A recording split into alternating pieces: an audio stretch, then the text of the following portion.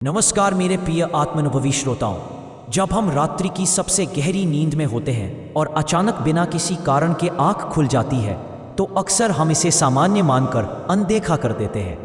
लेकिन क्या आपने कभी यह विचार किया है कि हर रोज ठीक उसी समय आपकी नींद क्यों टूटती है, वो भी सुबह 3 बजे से 5 बजे के बीच?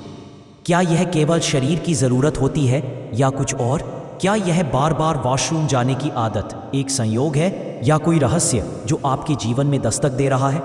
यह समय जब पूरे जगत में नीरवता और शांति व्याप्त होती है, ब्रह्मांड का सबसे गूढ़ काल होता है। यह अमृत वेला कहलाता है। ब्रह्म मुहूर्त के इस अलौकिक कालखंड में प्रकृति अपने सबसे विशुद्ध और पवित्र रूप में होती है। ऋषियों, मुनियों, सिद्ध योगियों ने इस समय को साधना का सर्वोत्तम काल कहा है, क्योंकि यह वह क्षण होता है जब आत्मा और ब्रह्मांड के बीच की दूरी सबसे न्यूनतम होती है। इस समय आपकी चेतना उस ब्रह्मांडीय ऊर्जा से जुड़ने लगती है जो आपके जीवन का रुख बदल सकती है। लेकिन क्या हर किसी को यह अनुभव होता है? नहीं, हर किसी को यह अवसर नहीं मिलता। केवल वे ही लोग जिनकी आत्मा किसी परिवर्तन के लिए तैयार होती है, जिनका जीवन किसी विशेष मोड़ पर होता है, वे ही इस रहस्यमय घड़ी के चुने हुए यात्री बनते हैं। अगर आप उन लोगों में हैं तो ये लेख आपके लिए एक जीवनदायी मंत्र बन सकता है। जब आप नींद से जगते हैं और वॉशरूम की ओर जाते हैं तो क्या कभी आपको यह महसूस हुआ कि कमरे का वातावरण अलग है, जैसे कोई आपको देख रहा हो या कोई ऊर्जा आपके इर्द गिर्द है? वो अजीब सी बेचैनी, बिना किसी डर के डर, वो संकेत हैं कि आपकी आत्मा से कोई संवाद कर रहा है। यह संवाद भले ही मौन हो, लेकिन इसका असर अत्यंत गहरा होता है। 3 बजे से 5 बजे के बीच जब हम जागते हैं तो यह मात्र मूत्र त्याग की प्रक्रिया नहीं होती, यह आत्मा का आवाहन होता है।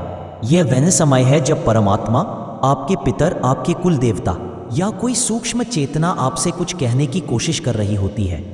क्या आपने कभी सोचा है कि जिस वक्त आप उठते हैं वह कोई विशेष संयोग क्यों होता है? वह इसीलिए क्योंकि उस समय आपकी आत्मा के द्वार खुले होते हैं। यह समय वह होता है जब ब्रह्मांड आपकी आत्मा को जगाने का प्रयास कर रहा होता है। रात्रि 1 बजे से 2 बजे इस समय अगर आपकी नींद टूटती है तो सावधान हो जाइए। ये वह काल है जब नकारात्मक शक्तियां, भूत प्रेत, पिशाच जैसी सूक्ष्म और अंधकारमय ऊर्जाएं जागृत होती है। इस घड़ी में अगर आपकी आत्मा बार बार जागती है तो ये संकेत है कि कोई छाया, कोई शक्ति आपके क्षेत्र में प्रवेश कर रही है। हो सकता है वह केवल आपको डरा रही हो, या शायद आपके कर्मों के प्रभाव में वह आपके जीवन में हस्तक्षेप करना चाहती हो। लेकिन जैसे हर अंधकार के पीछे एक दीपक होता है, वैसे ही इस समय आपके जीवन में एक रक्षक शक्ति भी सक्रिय होती है। श्री हनुमान जी को रात्रि रक्षक कहा गया है। उनकी शक्ति केवल बाह्य नहीं, आंतरिक सुरक्षा का भी कवच है। यदि इस काल में आप ओम हम हनुमंते नमः का जाप करते हैं तो वे तुरंत सक्रिय हो जाते हैं। वे अपने गदा से उस शक्ति का नाश करते हैं जो आपके जीवन में विघ्न डाल रही होती है। साथ ही सोने से पहले तकिए के नीचे चाकू रखना एक ऊर्जात्मक सुरक्षा कवच बनाता है। यह न केवल नकारात्मक शक्तियों को दूर रखता है बल्कि आत्मबल भी बढ़ाता है। रात्रि 2 से 3 जब पितर आपको पुकारते हैं, यह समय है आध्यात्मिक संबंधों का सबसे भावनात्मक पहलू, पितरों का संवाद। क्या आपने अनुभव किया है कि अक्सर 2 बजे से 3 बजे के बीच आपकी आंख अनायास खुलती है और वातावरण में एक अलग सी चुप्पी, एक गहराई महसूस होती है? यह वो क्षण होते हैं जब पितृलोक के द्वार खुलते हैं। हमारे पूर्वज जो अब सूक्ष्म जगत का हिस्सा हैं, वे अपनी संतानों से संवाद करने के लिए इसी समय का चयन करते हैं। यदि आपने कभी अपने दादा दादी, नाना नानी या किसी दिवंगत प्रियजन को स्वप्न में देखा है और वह बार बार हो रहा है, तो समझ लीजिए कि उनकी आत्मा अभी भी कुछ कहना चाहती है। यह नाराजगी भी हो सकती है, पीड़ा भी, या कोई अधूरी कामना। कभी कभी जाने अनजाने हम अपने कर्मों से पितरों को पीड़ा पहुंचा देते हैं। कोई संस्कार अधूरा रह जाता है, कोई श्राद्ध विधि नहीं होती, या हमने अपने पितरों के नाम पर कभी अन्न जल नहीं अर्पित किया।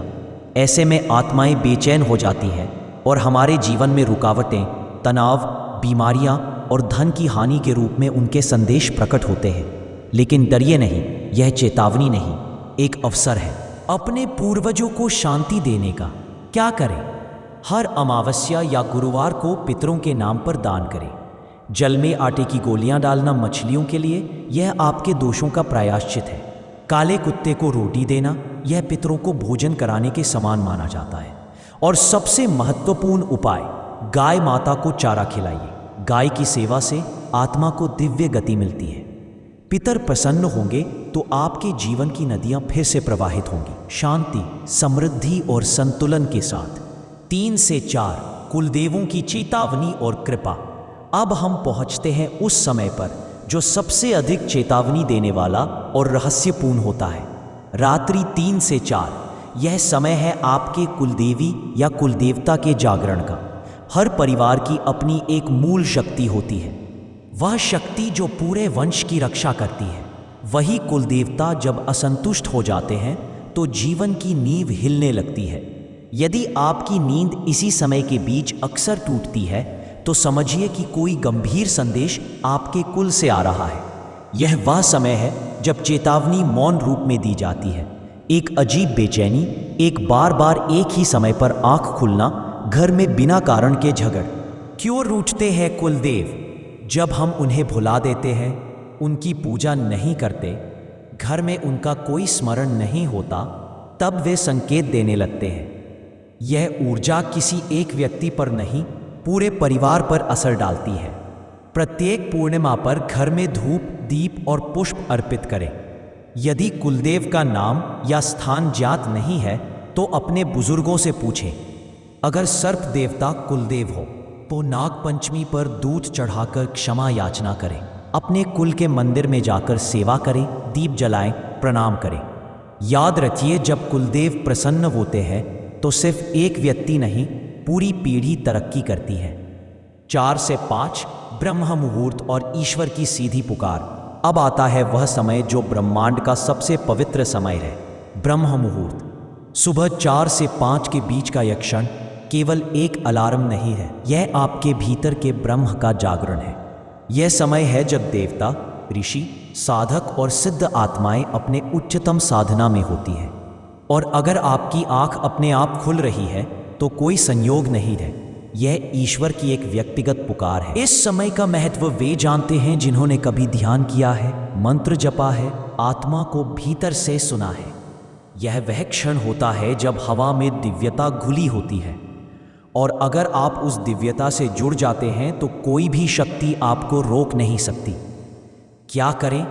आंख खुलते ही ओम नमः शिवाय का 11 बार जाप करें। अपने इष्ट देव का स्मरण करें। यदि संभव हो तो स्नान कर ब्रह्म मुहूर्त में कम से कम 15 मिनट ध्यान करें। सूर्य को अर्घ्य देना, दीप जलाना, ये कार्य आपके भीतर की ऊर्जा को कई गुना बढ़ा देंगे। यह समय भाग्य के द्वार खोलता है। जो साधक इस समय जागते हैं उन्हें स्वयं ईश्वर जागृत करता है। आपकी आत्मा का लक्ष्य अब केवल सांस लेना नहीं, ऊंचाई तक उठना है। वीडियो पसंद आए तो लाइक करें और बजरंग बली के भक्त कमेंट बॉक्स में जय बालाजी जरूर लिखें। जय श्री राम, जय बजरंग बली।